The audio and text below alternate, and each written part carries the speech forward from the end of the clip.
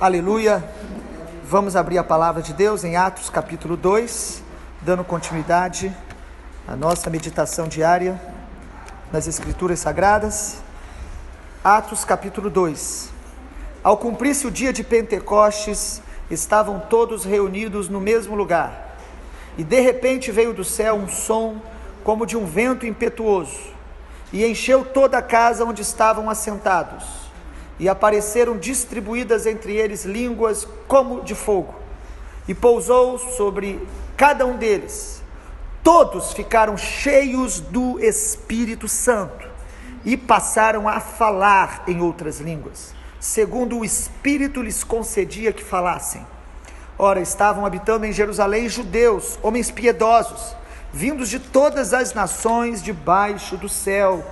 Quando, pois, se fez ouvir aquela voz, afluiu a multidão, que se possuiu de perplexidade, porquanto cada um os ouvia falar na sua própria língua.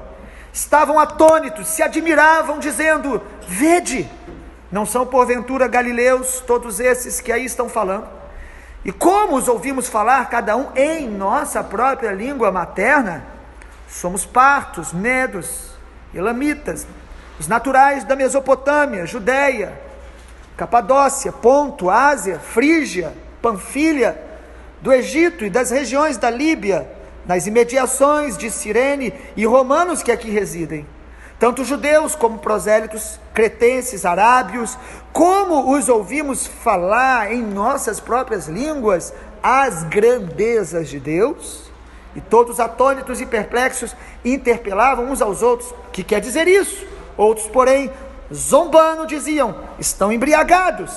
Então se levantou Pedro com os 11 e, erguendo a voz, advertiu-os nestes termos: varões judeus e todos os habitantes de Jerusalém, tornai conhecimento disso, atentai nas minhas palavras. Estes homens não estão embriagados, como vocês pensam, sendo essa a terceira hora do dia. Mas o que ocorre é o que foi dito por intermédio do profeta Joel.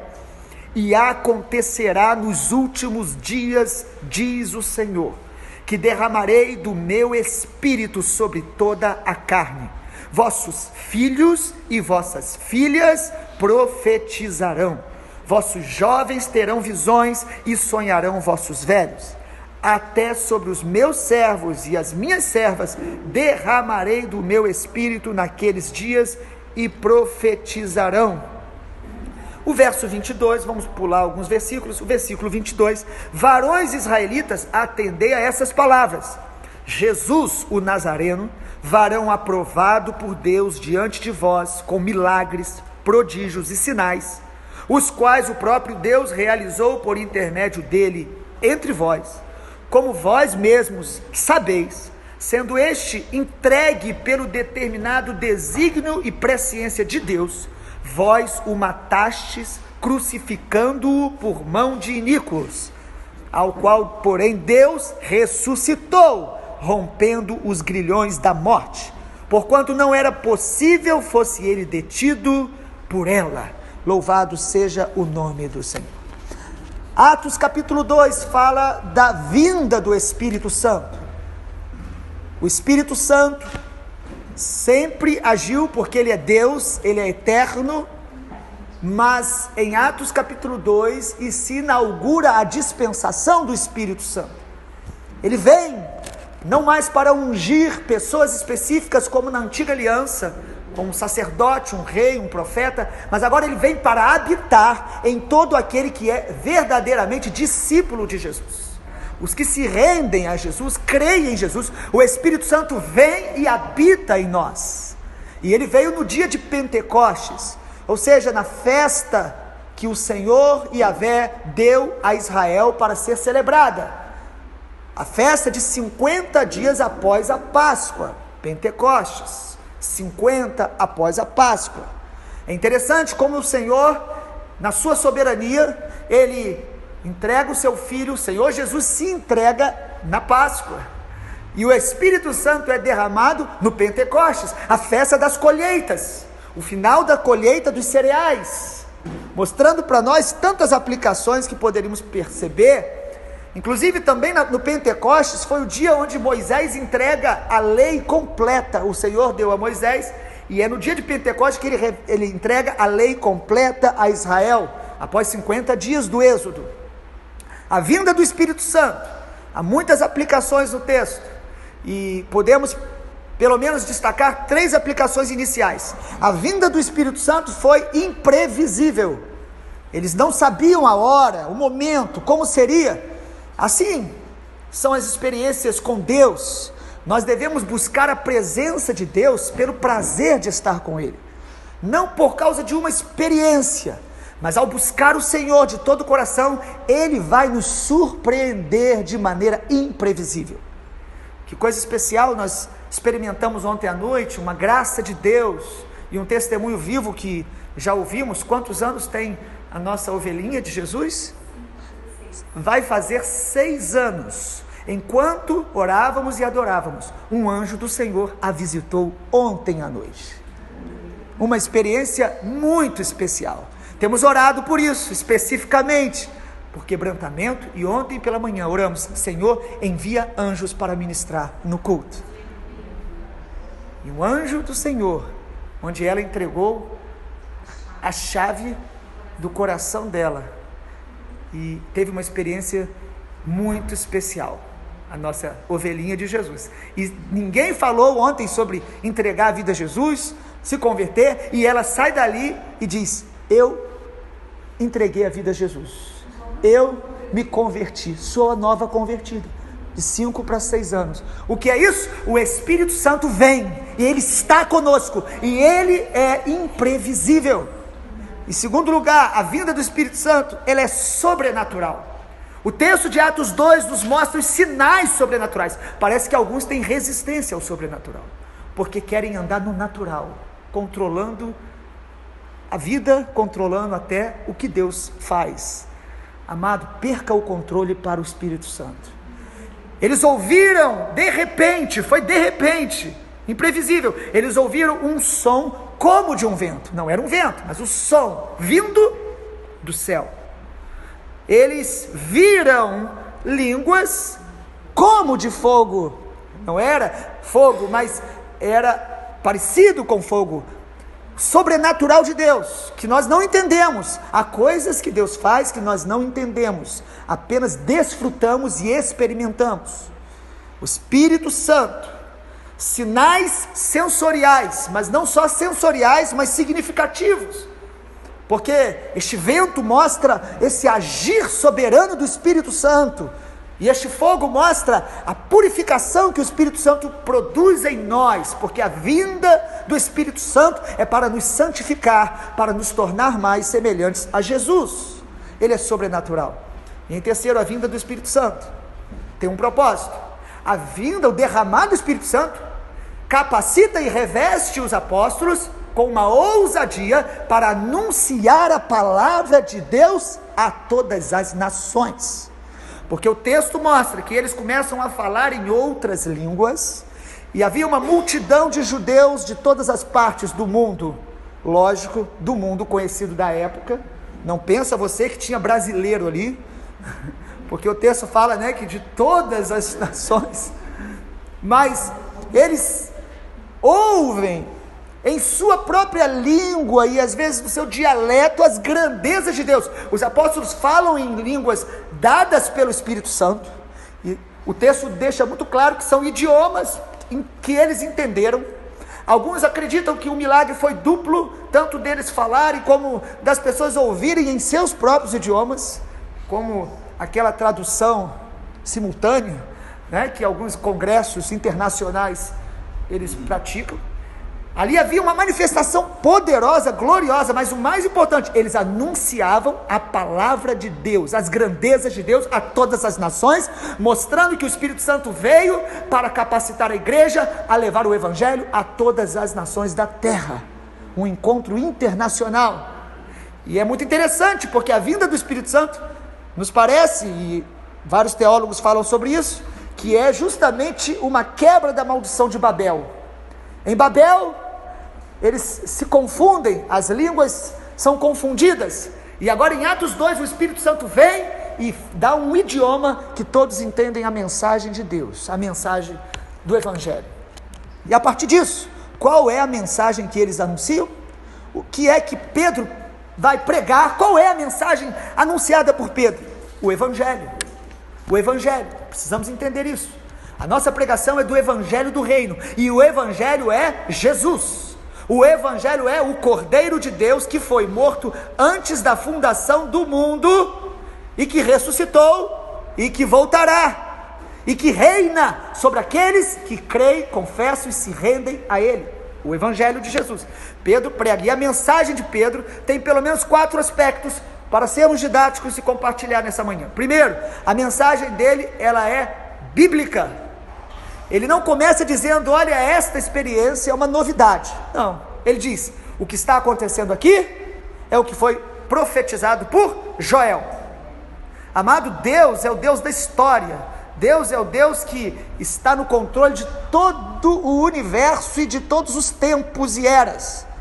A palavra bíblica, a mensagem bíblica, e os judeus, conhecendo bem a antiga aliança, o Antigo Testamento, eles escutam e eles têm a percepção. Como Pedro faz tem esse discernimento? Pelo próprio Espírito Santo. O Espírito Santo nos lembra a palavra, nos leva para a palavra, e nós vamos entendendo que nós fazemos parte do movimento do Espírito Santo desde a fundação do mundo.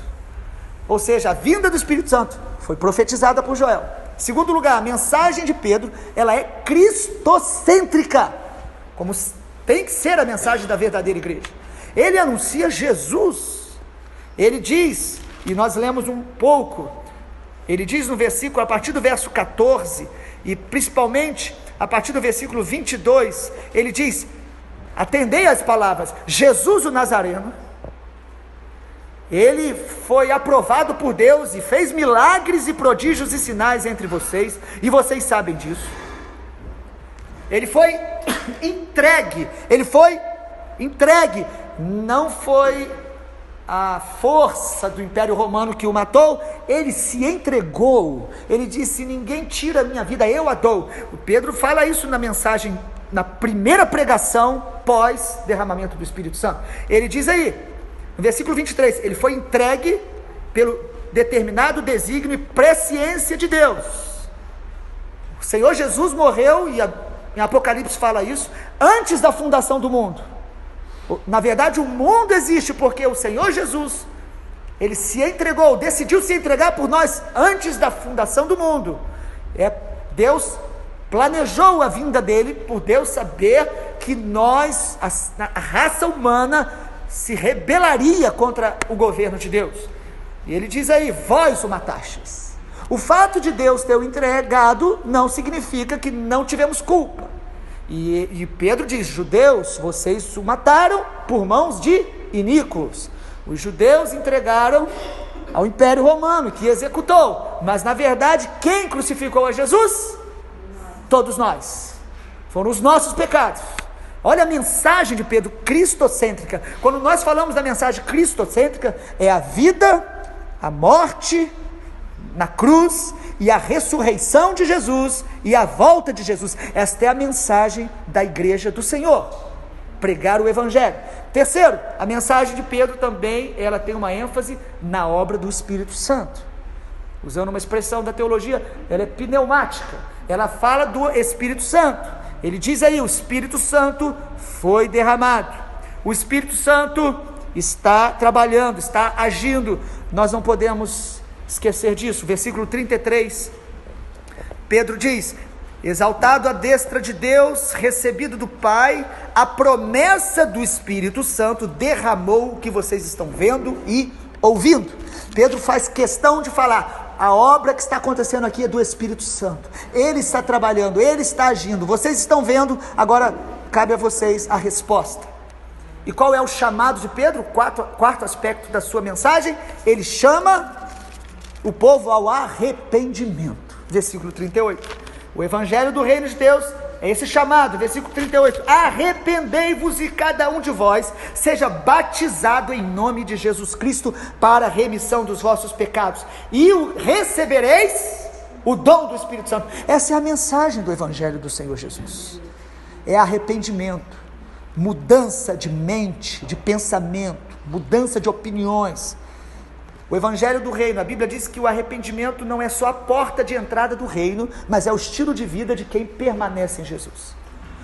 Constantemente estamos nos arrependendo, nós estamos deixando nossa forma de pensar para pensar como o Espírito Santo nos revela. Não é apenas pensar biblicamente, através de conceitos bíblicos, mas pensar biblicamente pela luz do Espírito Santo, com conhecimento revelado pelo Espírito Santo, aplicando a palavra a nós, o que está em Jeremias 31, 33, que nos dá muita noção do que o Pentecostes nos ensina. Jeremias 31, 33 diz que porei dentro de vós o meu Espírito, mas eu inscreverei a minha lei nos vossos corações. O Espírito e a palavra. O Espírito Santo nos conduz à palavra, e a palavra viva nos conduz a uma vida plena em Deus. O Espírito e a palavra.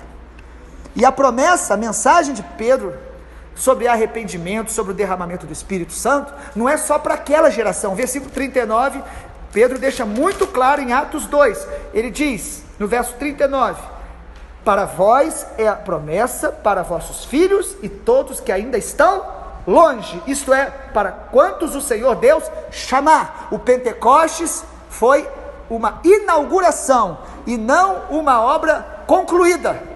O Espírito Santo ali foi derramado e ele continua sendo derramado por todas as gerações até a volta do Senhor Jesus. É a obra e a pregação de Pedro. Eu falei que eram 4 aspectos, mas tem um 5º aspecto aí na pregação de Pedro: a santificação. Versículo 40, que foi citado ontem pelo pastor que ministrou, com muitas outras palavras deu testemunho e exortava-os dizendo: salvai-vos dessa geração perversa. O Evangelho nos leva a um desapego ao mundo, a uma santificação contínua, a uma renúncia diária do nosso eu, das coisas do mundo e das obras das trevas. Salvai-vos dessa influência da geração perversa. Cremos em Jesus, mas a santificação é o resultado de quem anda em Cristo. Como os próprios reformadores diziam, não há justificação sem santificação. Eu sou justificado pelo sangue de Jesus, mas quem é justificado pelo sangue de Jesus, ele vai ser encorajado, inspirado continuamente a buscar se tornar semelhante a ele. Isso é santificação. Para concluir, o capítulo é muito rico, tentando resumir quais são os efeitos do Pentecostes. Os efeitos, os que receberam a palavra, o que ocorre com eles? Em primeiro lugar, eles são batizados. O batismo é a aliança com a igreja local, com a igreja visível. O batismo é, você desce as águas se identificando com a morte de Jesus, e você volta se identificando com a ressurreição de Jesus. Você está dizendo, eu me identifico com Jesus, eu morri para o mundo, eu nasci para Deus, e eu pertenço a Ele.